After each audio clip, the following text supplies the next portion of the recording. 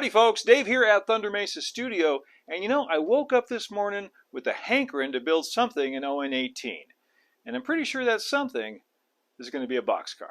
For those who don't know or who may not recall, On18 is that magical scale gauge combination that merges O-scale trains with N-gauge track.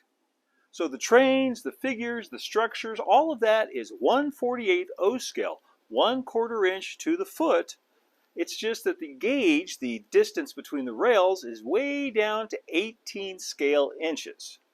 18-inch gauge is a common light industrial and mining gauge, and the great thing for us modelers is that in O-scale, N-gauge track, which is 9 millimeters between the rails, measures out very closely to 18 inches.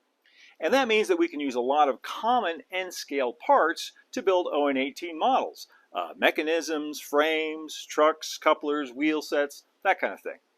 I built some fun On18 rolling stock last year using N-scale frames as a starting point, like this 12-foot flat car and this 7-foot long caboose. And so now I want to go back and do the same thing again, but this time for a boxcar. I should let you know that, like all of my On18 equipment, this is an original design, freelanced, with no known prototype. So it's just a caricature, really, to try and capture some of the feel, some of the flavor of a little narrow gauge boxcar. I suppose I could just go back and watch the video to see how I put this together, but since I've got the car right here, just turn it over and take a look. See, there's the N-scale frame. These are N-scale trucks and couplers. Looks like I widened it out with some 4x6 and added some bolsters to the end. All right, that gives me a pretty good idea where to start. So I'm going to start with one of these cheapo N-scale cars that I picked up at a yard sale. Now I know the frame is not going to be correct. It's way too modern for one thing, and it's N-scale. But these cars ride so low to the rails that the underside of the car is the least of my concerns. You're not going to see that. We're not going for a contest quality model here anyway. We're going for something that's fun and functional. And the frames of these 50-foot N-scale cars translate really nicely into a frame for a 12-foot On18 car. It's already got the weight in there too that I need. But it's not perfect, so the first thing I need to do is shorten this frame just a little bit, about a 1/16 of an inch on both sides.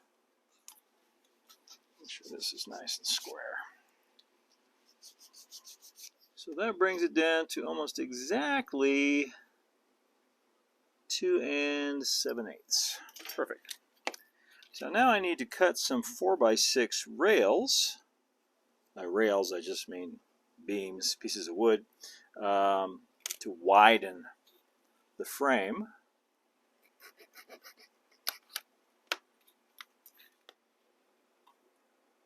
Now I can glue these on here. A little cyanoacrylite. A little accelerator like this works great to speed things up. I cut these just a little bit longer than they needed to be, and now I can just sand the ends completely flush now that they're both on there. And that's pretty nice.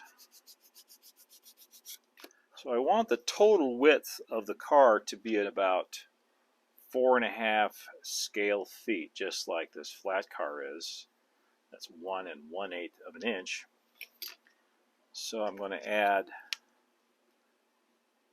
a pair of 3x6 on each side.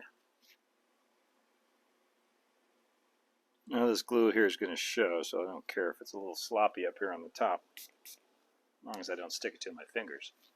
So now when the boxcar sides come down, they will make this about a 32nd of an inch wider on each side, and that will bring it up to the same 4.5 foot width that the flat car has.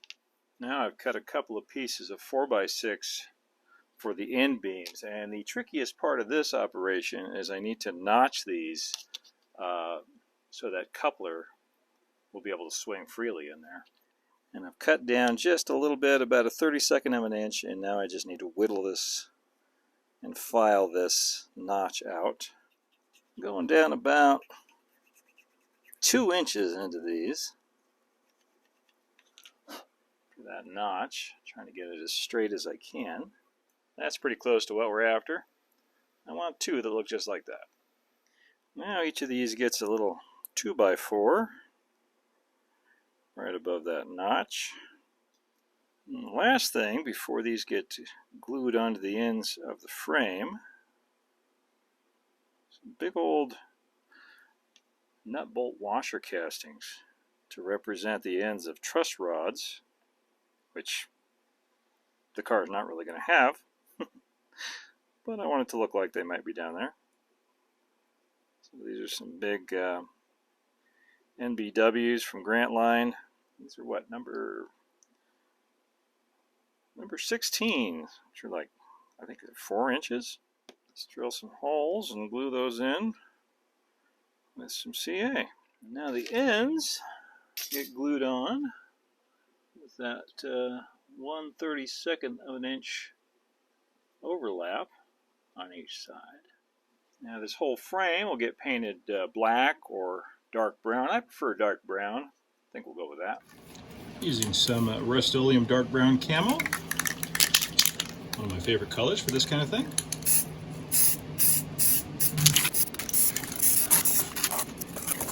While I wait for the paint to dry on the frame, I can go ahead and get started building the body of the car, and I have designed and laser cut some pieces just for that. So basically I've just got the car sides cut from some 1/32 of an inch thick basswood, and then we've got some trim pieces and an interior core and some roof pieces made from some 35 1/1000th of an inch thick laser board. The way this is designed to work is this 35 1/1000th core gets glued on the inside of the basswood. And the reason for this is just to provide some strength, because 1/32 of an inch thick basswood can be rather delicate. Make sure that's the top. Nope, I had it upside down. Good thing I checked. So this just gets lined up with the car door. Of course, you could frame these all in with scale 2x4s and such, if you wanted to go that route. Anytime you try and glue 2 pieces of wood together, they really want to curl up and not cooperate, so lots of clamps. You can never have too many clamps. Go ahead and do the other side here while we're at it. We want that lined up flush with the top of the car wall, because this part is going to sit down over the frame. Now just applying some glue to this little L-shaped joint, because next step is to put this piece of core in, like so. It's easier to do it this way than to try to glue this up together with this like we did on the sidewalls. This is just the most expedient way that I've found to do this. I'm going to flip it over and do the other side before that glue on that joint sets up completely. So while it's still a little bit flexible, that way you can get this in here and make sure everything is good and square. That looks pretty good. Now I can put that exterior cladding on each end, and we'll use some clamps here too.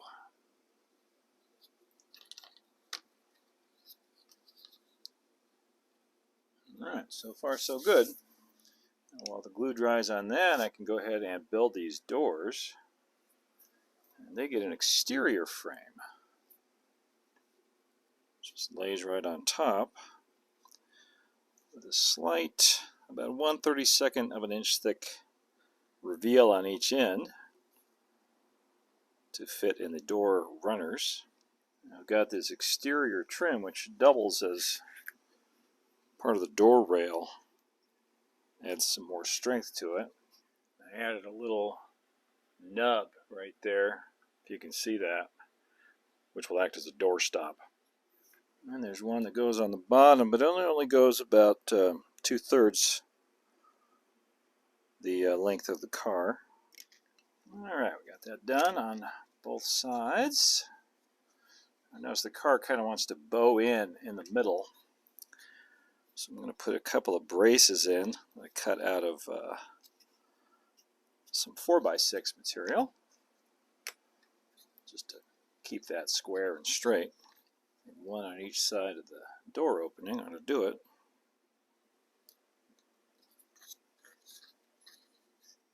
Each end also gets a little gabled piece like that to finish it off. Now I can start building the roof, and it starts with a central 4x6 ridge beam. Then that gets a piece of 2x6 on top of that. Forms the center of the roof.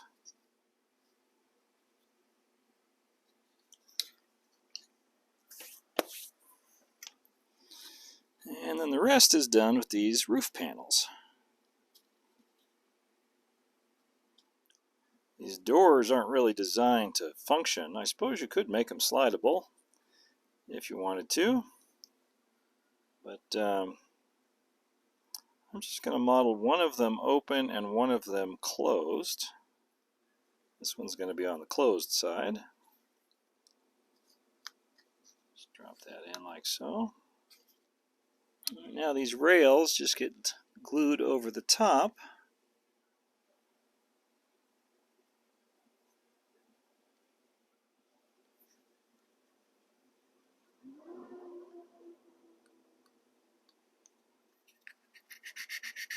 Just doing a little sanding on the ends of the roof to make sure that's nice and clean.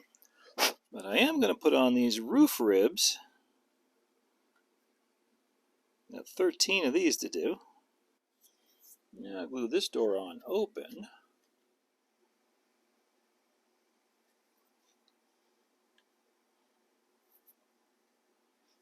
And now I can just glue these rails on. Finish up this door. Now I'm adding some Grant Line narrow gauge boxcar hardware. This is basically just the corner straps, the small corner straps. And I believe these sets, I can hold on to it, I believe these sets are still available through the San Juan Car Company, or San Juan Modeling Company, they call themselves now. Narrow gauge boxcar end detail. Okay, now I want to paint the whole thing with some flat red oxide primer.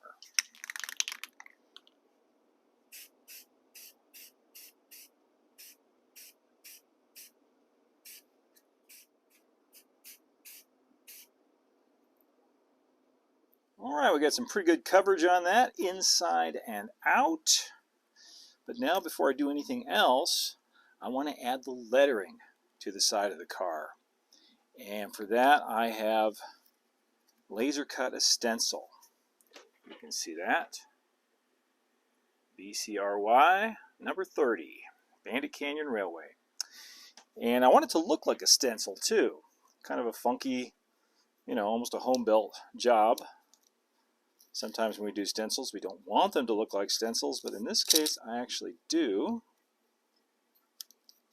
And the first step in this process is to get a very, very light coat of some Super 77 adhesive on the back of these, so I can then position them nice and flat on the surface to be painted. And make sure this lines up nice and straight. I've cut some little notches. Those are for registration. Those fit right over these rails for the doors. Push that down nice and flat.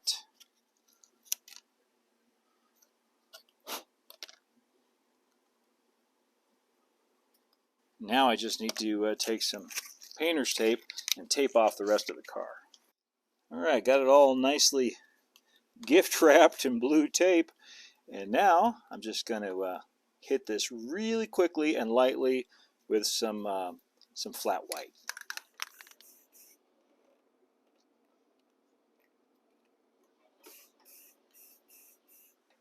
We don't have to wait. I can pull this stencil off right now.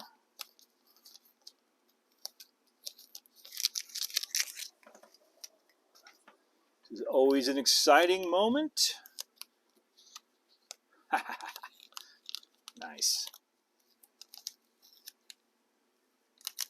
Perfect. Exactly what I wanted.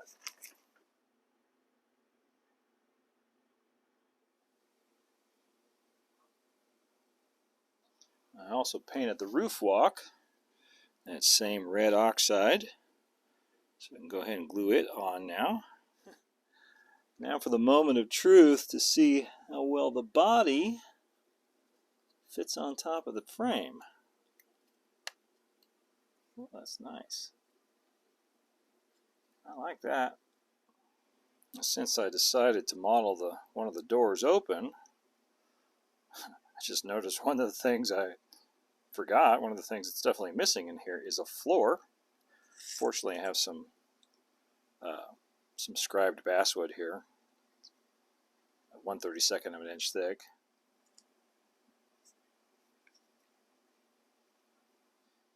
I don't see any reason why I can't glue this floor into place now.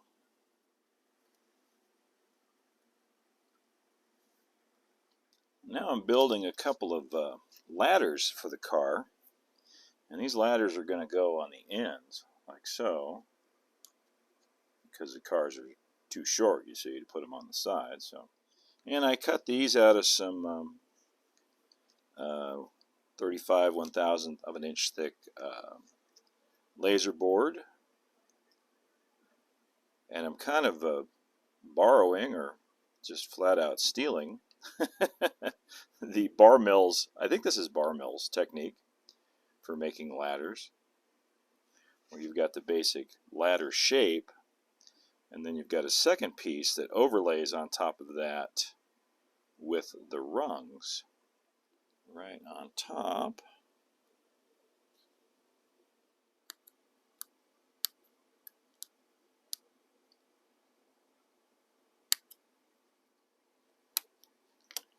There we go. Instant ladder. Now I want to add a little stirrup step, one on each side. Usually boxcars have them on both ends, but since this door slides all the way out to the end there wouldn't be any place to get on. So logically, it seems like there would just be one on each side. So I'll put a stirrup step and then a grab iron right below the number 30 there. And for the stirrup steps, I am going with the oldest trick in the book, and that is to use some staples from a staple gun. And I've already drilled these holes, and these are some 5/8 inch staples. And those will go in there just like that. Need to paint them first, though. I've also got some grab irons, as I mentioned. And these are some white metal castings from Keith Weissman Model Services. And I've got all these detail pieces laid out so I can get some of that red oxide paint on them. I was looking at this thing up on its wheels and decided that it really does need some truss rods after all. Yeah, because of course it does. That's just a really nice detail to have. So I put in a king post out of some that's a piece of 4x4. Now I'm bending and cutting some wire. This is some 16 thou wire for the actual truss rods. I drilled a couple of holes to receive each end. Now naturally this would have been a lot easier to do before I glued the floor in. Now I can add these ladders to the ends.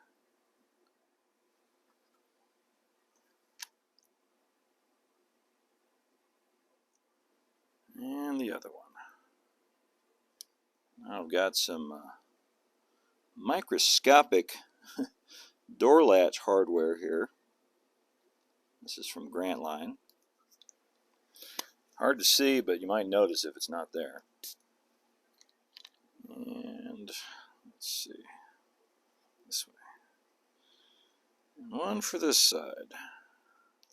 While I've got this on its side, I'll go ahead and drill the holes for the grab irons. I've got a number 70 bit in my pin vise for that. Since those grab irons are so delicate, it's really easy to bend them. Those will be the last things I put on probably. But I can go ahead and add these stirrup steps down below.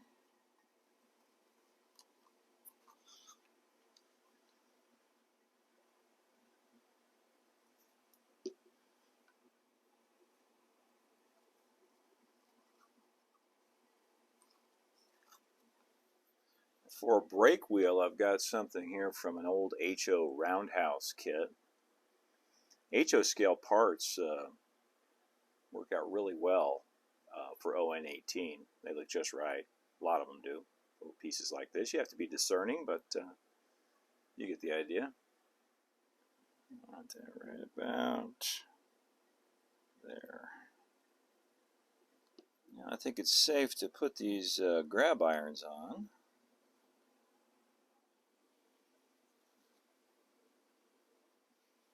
Oh, that really has a lot.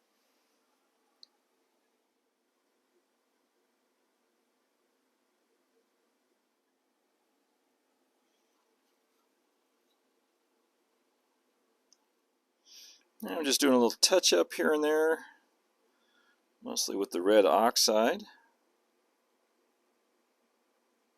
In case there's any, shiny glue spots or anything like that I want to cover up. Some of you may be wondering why I chose to keep these truck-mounted couplers. And the reason is it's the same reason they put them on N-scale cars, and that's to be able to handle some really tight radius curves. The tightest radius on the Bandit Canyon Railway is 8 inches. It's an 8-inch radius curve, so kind of need the trucks and couplers to swing together to keep these cars from derailing, even when they're this short. Alright, that's looking pretty good for a car that's just been recently shopped, but I want to add a little bit of weathering to it before I start writing it on the layouts. So I'm going to dry brush on some of this apple barrel khaki.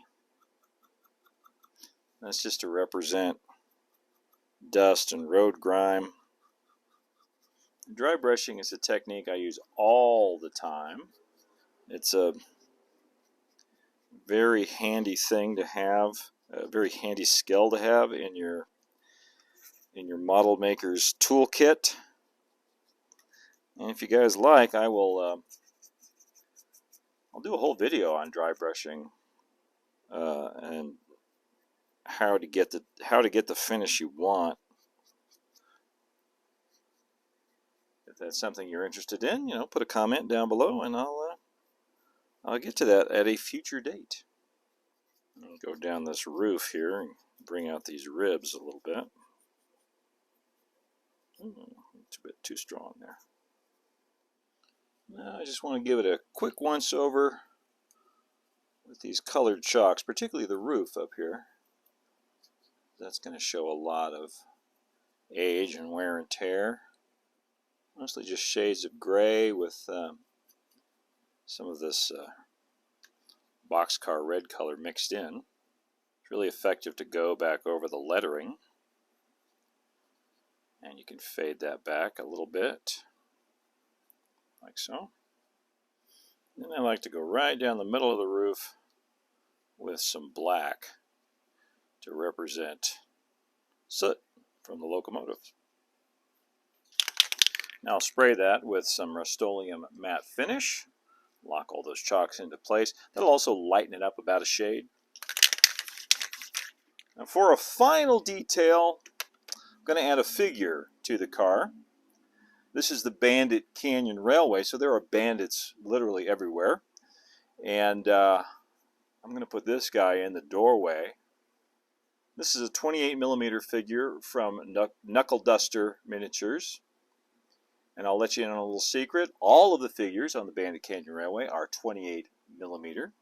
Even though they're a little bit short for O scale, I really like the way they look with the funky diminutive equipment. They just seem to match really nicely. So if you don't recognize this guy, this fearsome looking fellow, here, let me bring him a little closer so you can see him. This is the famed outlaw Blue Duck from Lonesome Dove. And I could equivocate and say, hey, Lonesome Dove is one of the best westerns ever made. But, I'm going to be bold and make a statement. Lonesome Dove is the best western ever made, bar none.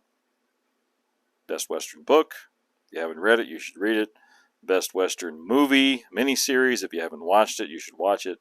Anyway, this is Blue Duck, one of the main villains from Lonesome Dove, one of the main bad guys, a half-breed Comanchero outlaw. He's got a scalp hanging from his belt there. Just finished painting him up, and he's going to be lurking inside of this Bandit Canyon Railway boxcar. Just going to glue him in with a couple of dabs of CA on the bottom of his feet.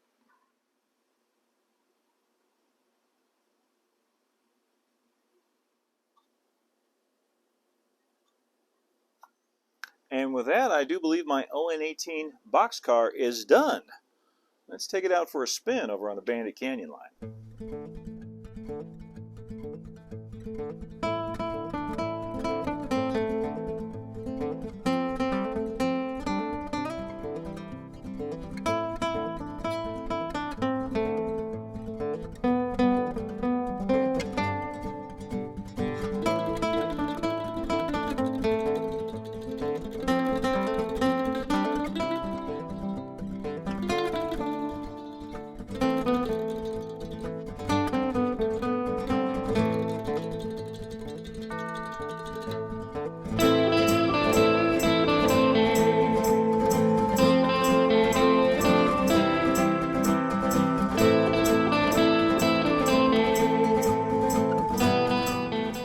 That was a whole lot of fun.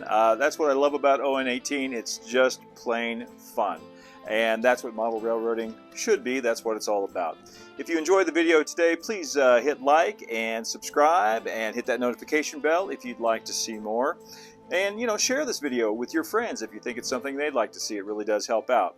Until next time, you can follow Thunder Mesa on Instagram at thunder.mesa and find out what's new on the Thunder Mesa Studio website at thundermesa.studio. And if you really like what we're doing here at the channel and would like to show your support, you can head on over to patreon.com/thundermesa, like these nice folks did, and show your support over there. Until next time, keep moving forward, my friends. Adios for now.